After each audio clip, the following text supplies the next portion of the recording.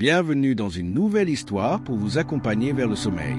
Installez-vous confortablement, fermez doucement les yeux et laissez-vous transporter dans les rues humides et silencieuses de Paris.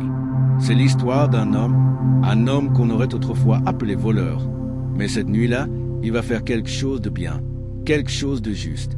Voici l'histoire de le voleur qui protège le marié. La pluie tombait en silence sur Paris, effleurant les vitres de l'hôtel Saint-Lazare comme les doigts d'un souvenir ancien. À la réception, Nathan Lefebvre, 34 ans, concierge de nuit, observait la rue depuis sa loge. Ses yeux noirs, à la fois calmes et aiguisés, trahissaient un homme qui en avait vu bien plus qu'il ne laissait paraître. Autrefois, Nathan était un voleur habile, spécialisé dans les appartements de luxe. Mais un soir, une mission avait mal tourné. Un enfant l'avait surpris. Le regard de cet enfant l'avait hanté. Depuis, il s'était retiré, s'était imposé une vie d'effacement. Concierge de nuit, il se fondait dans les murs, observant sans intervenir. Il était près de minuit quand un couple entra, trempé, élégant mais crispé. L'homme, environ 40 ans, portait un costume sur mesure, mais ses gestes trahissaient une nervosité palpable. La femme, superbe, vêtue d'un trench beige, semblait distante, presque glacée. « Monsieur et Madame Delaunay » annonça-t-il. Nuit de noces. Nathan hocha la tête, tendit les clés de la suite 204 et regarda les deux silhouettes monter dans l'ascenseur sans échanger un mot. Vers 2 heures du matin, Nathan remarqua la femme descendre seule.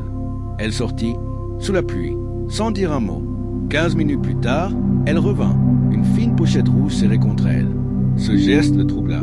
Elle ne semblait pas chercher à fuir la pluie. Elle traversait la nuit comme un fauve en chasse. Il se leva, discrètement, et consulta les caméras de surveillance. Elle s'était arrêtée dans le hall, avait glissé quelque chose dans sa veste. Nathan sentit une alarme intérieure s'allumer.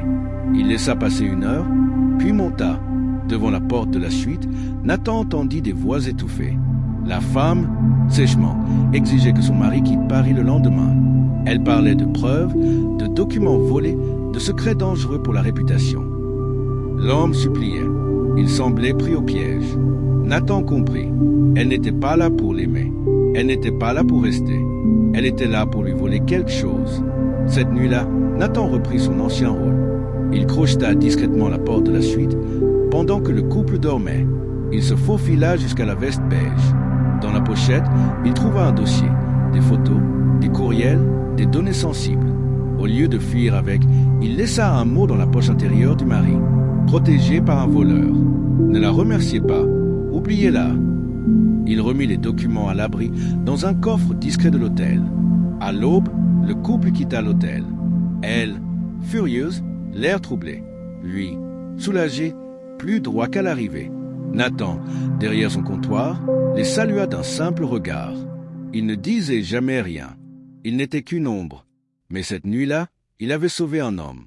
Pas avec la vérité, pas avec la justice. Avec une ruse d'ancien voleur, devenu acte de protection. Dans sa chambre modeste, Nathan fuma une cigarette en regardant le lever du soleil sur les toits gris. Il sourit pour la première fois depuis longtemps.